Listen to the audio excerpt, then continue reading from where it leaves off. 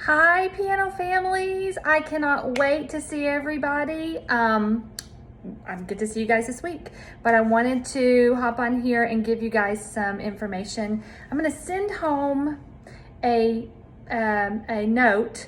It's actually a pretty long letter that has some suggestions for things that the students need to have at the piano when they're practicing, or need to maybe have access to. And I wanted to kind of give you an idea of what I'm talking about. The first thing that I want the kids to have access to is a timer. That can be as easy as an egg timer, something you've got in the kitchen, or it can be an app on your phone. It could be an app on their Chromebook or their iPad or whatever it is that they have. But I think that will foster some independence for them. I think you might want to think twice about making it the app on your phone, parent, because you don't want your phone tied up, and you want the kids to be able to take that app or take that timer, set it themselves. We're working on building independence. Now, you're still going to have to remind them probably to practice, but I want them to have the independence of setting the timer and practicing for 10 minutes or 15 minutes or whatever. So you need a timer or access to a timer. The second thing I would like the kids to have nearby are some colored pencils or crayons, and the key is erasable. And I'm going to show you what I have. The kids know these. I have these. You don't have to have these. But the kids know that I have these erasable ones here on my piano, and we use those to write questions or to make notes, and sometimes they need to be able to erase them from week to week. And so if you can find erasable pens or colored pencils, or these are markers, erasable crayons, the key is erasable, and it needs to be something that they can keep at the piano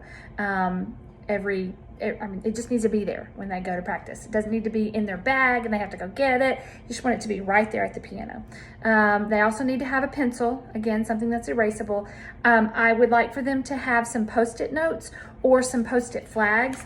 The kids know that I use these in my studio. These are a great thing to have. That way, if they are working on a particular spot in their music and they need to highlight it, they can put that on there. But it doesn't have to stay there. We can take it off when they've got that part.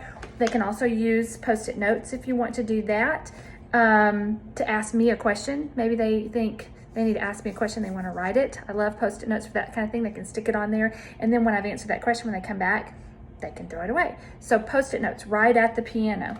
Another thing that I really am going to work with them this year is rhythm. And so they need access to what's called a metronome. METRONOME, metronome. Okay, a metronome.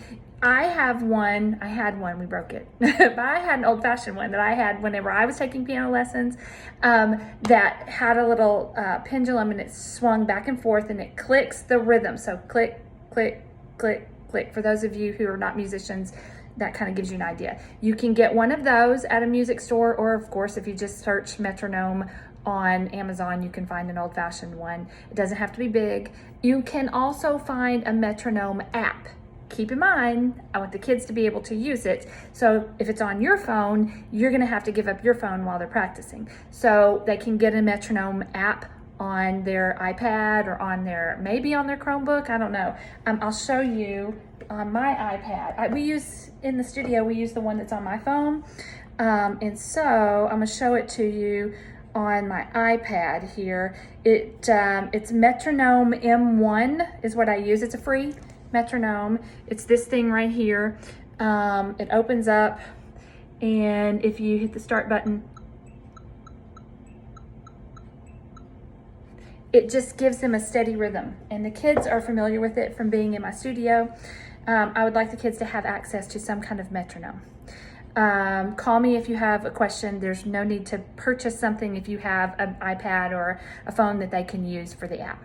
I also am going to ask that some of the kids, almost all of them, have flashcards for the notes. I'm really having trouble with some of the kids learning their notes. I don't want them to have to stop and go, oh, that's a oh, that's a C. Yeah, I want them to know it quickly, just like we know 2 + 2 is 4, right? So flashcards are a good way to work on that. I have some flashcards. I've given out a lot of flashcards. If your kids don't have theirs, then you may need to go purchase a set of flashcards that maybe look something like this. This is flashcards that go with a particular book. You can search piano note flashcards on Amazon, or you can go to Shining Light. But flashcards, I'm gonna have most of the kids are gonna need those this year.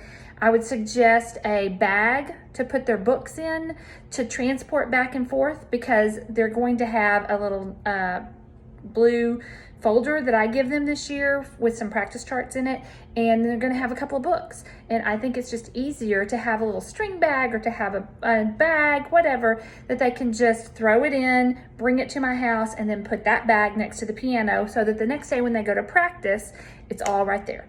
Okay, so a bag to transport their books. It's really no different than if they had, you have a bag for your baseball team stuff, or for your gymnastic stuff. I know Sarah has a 1,000 bags that she takes back and forth to ballet to put all of her stuff in. Same kind of concept. We need one for piano. And then I want you to start thinking about a backup plan for virtual lessons.